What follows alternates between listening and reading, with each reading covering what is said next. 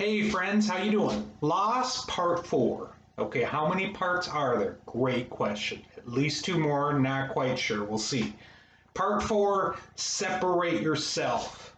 What am I talking about? I'm talking about separating you as we go through life and we experience, as we've talked about, loss, disappointment, etc. To separate you as a person from that event. And I think when we have a hard time doing that, life gets really difficult for us.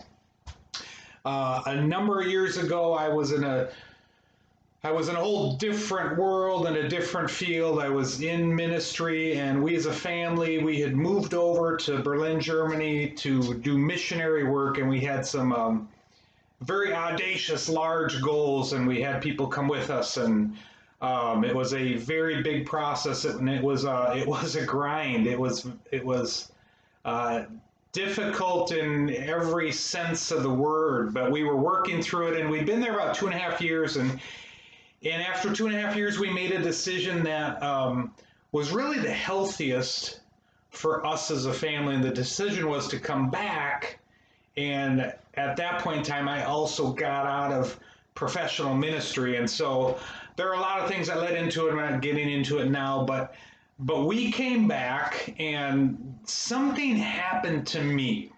You see, we went over, and I've always been a dreamer and an entrepreneur, and we had these high goals and visions for what we wanted to do over there, and things were happening, but not everything happened the way I was hoping that it would.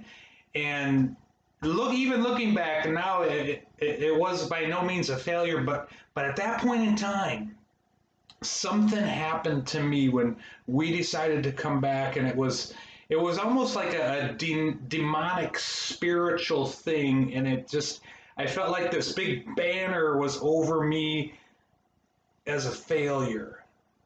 That's what I was feeling and sensing, and it was just like it was glummed onto me when I came back.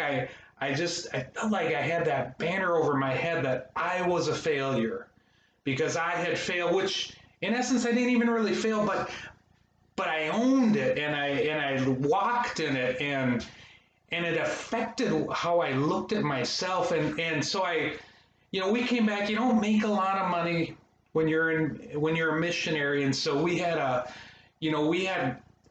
big financial hole, and I felt like so guilty and so bad that I had to just somehow we had to get out of this, and so I was operating out of this deficit. Is how I view my life. It just, I had to get us out, and that there's a Jerry Reed song, Eastbound and Down, and one of the verses is, "I've got a long ways to go and a short time to get there," and that's how I wasn't even 40, but that's what I felt like. I felt like I've got so far to go. We have this little time to get there. We have, no college savings for the kids, and the retirement and everything has just been depleted. And so I got into real estate development, and things were going really well, and we were starting to make a lot of money, but it was like the singles and the doubles, but man, I felt like I had to leverage more because we had to get a home run because I needed to be a hero and get us out of this because I was a failure then. I want to be a hero now. So, hopefully at the end it can kind of balance out. And so, I kept on this path of taking more and more risks to gain more leverage to get a bigger hit at the end rather than the single and the double. I needed the home run.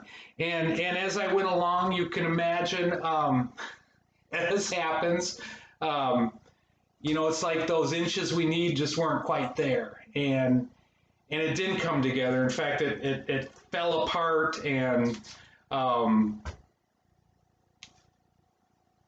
and there I was again, a few years later.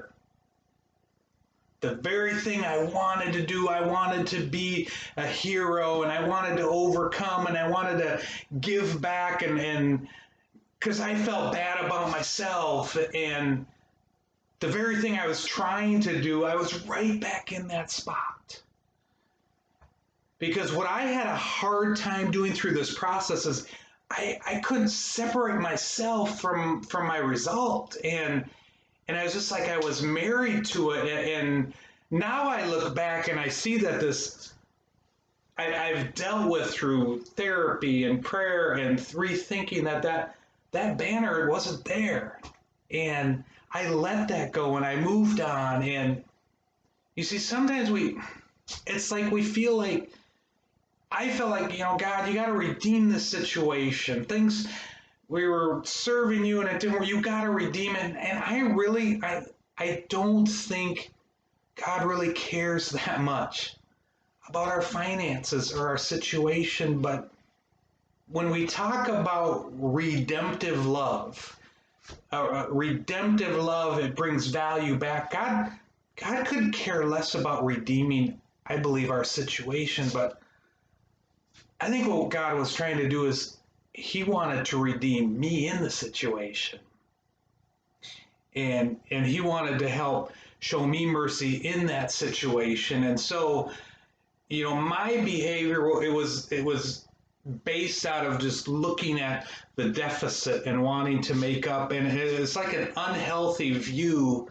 Sometimes we think someone who, thinks they failed, they own it. We think that's kind of neat that's humble, but it can become really insidious. And if you live out of that deficit, you make more and more unhealthy choices, and sooner or later, they catch up to you. It's just the way it is. And so my encouragement to you, my friends, as you look back on your past and you had successes and there's the failures, which I know we tend to focus on more of, separate yourself from them. That's not who you are.